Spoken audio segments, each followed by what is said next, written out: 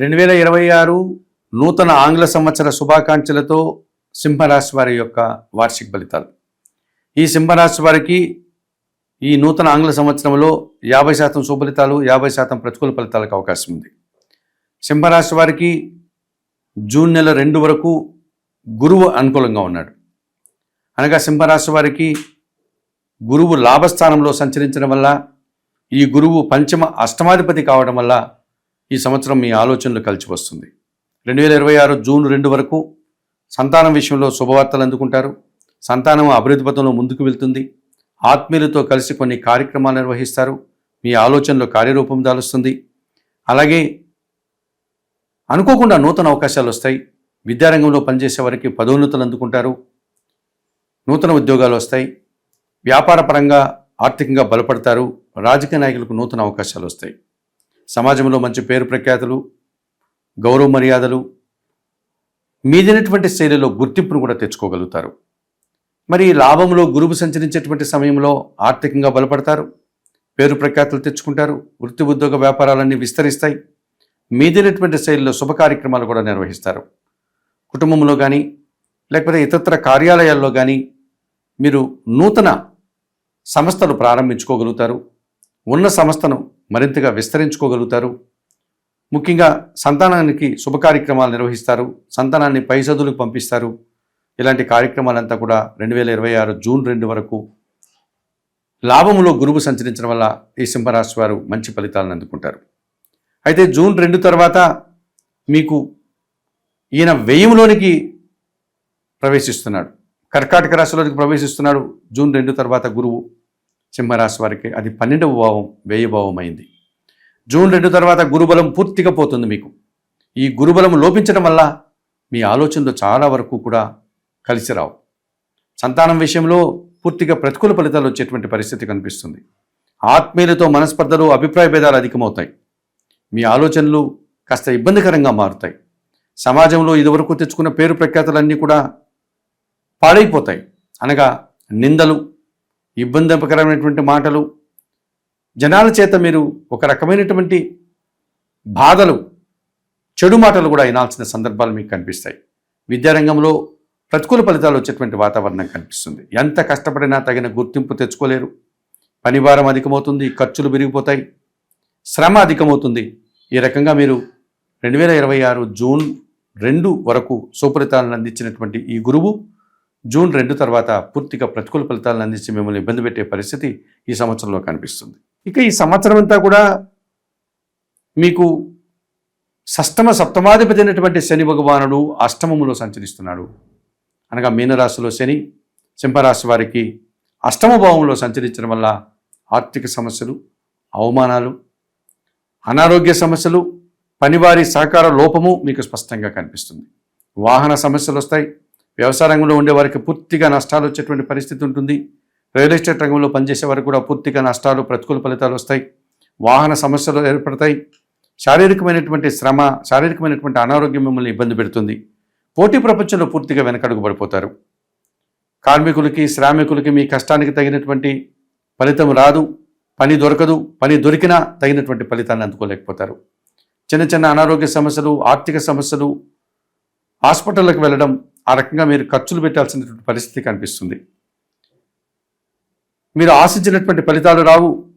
పోటీ ప్రపంచంలో నెగ్గుకు రాలేకపోతారు. ముఖ్యంగా జీవిత భాగస్వాములతో కానీ, వ్యాపార భాగస్వాములతో కానీ, సహ ఉద్యోగులతో కానీ మనస్పర్ధలు వచ్చేటువంటి పరిస్థితి కనిపిస్తుంది. ముఖ్యంగా వయసు మళ్ళినటువంటి వారికి విసర్జన అవయవాలకు సంబంధించినటువంటి అనారోగ్య సమస్యలు, వాటికి సంబంధించినటువంటి చికిత్సలు అధికమయ్యేటువంటి పరిస్థితి కనిపిస్తుంది. శని భగవానుడు ఈ అష్టమ భావంలో మీకు పూర్తిగా ప్రతికూల ఫలితాలని, ఇబ్బందుల్ని, కష్టాలని ఈ సంవత్సరం ఇస్తున్నాడు. ఆ రకంగా మీరు నిరాశను ఎదుర్కోవాల్సి ఉంటుంది. ఇక జన్మరాశిలో సింహములో కేతువు సంచరిస్తున్నాడు. మీ సింహరాశిలో మీ సప్తమంలో రాహువు సంచరిస్తున్నాడు.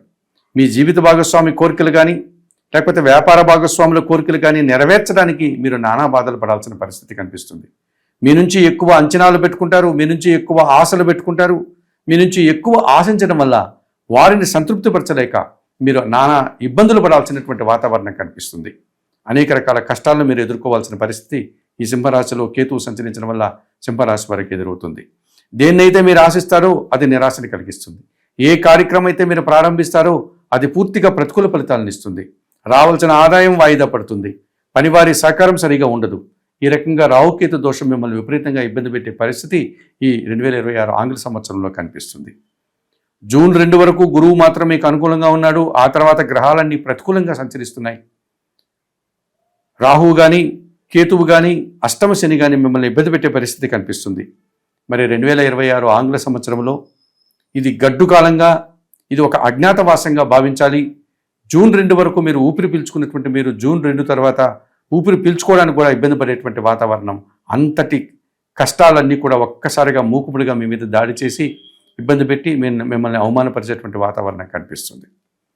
మరి 2026 ఆంగ్ల సంవత్సరంలో ఈ సింహరాశి వారు ఈ సప్తమ రాహు దోషం నుంచి బయటపడడానికి, అలాగే జన్మరాశిలో కేతు దోషం నుంచి బయటపడడానికి, ఈ ప్రబల కాలసర్ప దోషం రాహుకేతు దోషం నుంచి బయటపడడానికి మనకు పంచభూత శివలింగాల్లో వాయులింగేశ్వర క్షేత్రమైనటువంటిది ఆంధ్రప్రదేశ్లో తిరుమల క్షేత్రానికి అనగా తిరుపతి పట్టణానికి అతి సమీపంలో శ్రీకాళహస్తి అనేటువంటి పుణ్యక్షేత్రం ఉంది.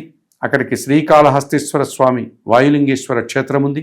ఆ క్షేత్రానికి వెళ్ళి ఆ ఆలయంలో అందుబాటులో ఉండే రాహుకేతు పూజలు 1కి 2 సార్లు చేయించుకోండి. 3 నెలల వ్యవధిలో 2 మార్లు మీరు రాహుకేతు పూజలు నిర్వర్తించుకోండి.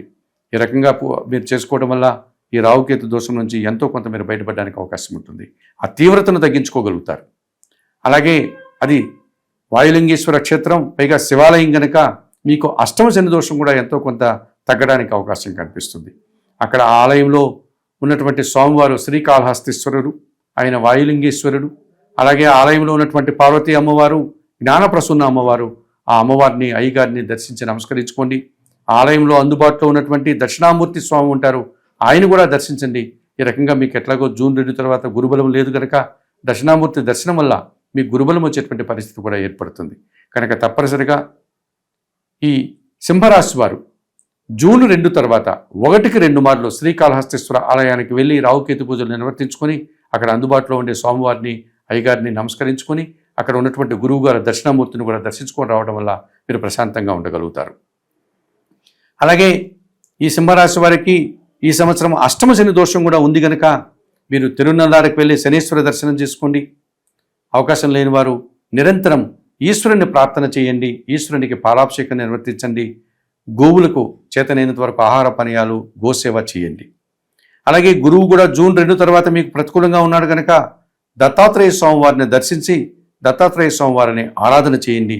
అలాగే మీకు విద్యాబుద్ధులు నేర్పిన గురువులకు శనగలను దానం చేసి వారి పాదాలకు నమస్కరించి ఆశీస్సులు అందుకోండి.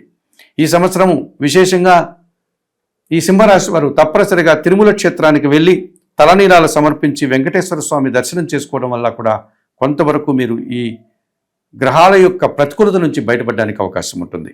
ఆయన వెంకటరమణుడు గనక, ఆపద మొక్కుల వాడు గనక ఆయన దర్శనాన్ని మీరు చేసుకోవడం వల్ల మరింతగా మంచి ఫలితాలు పొందడానికి అవకాశం కనిపిస్తుంది.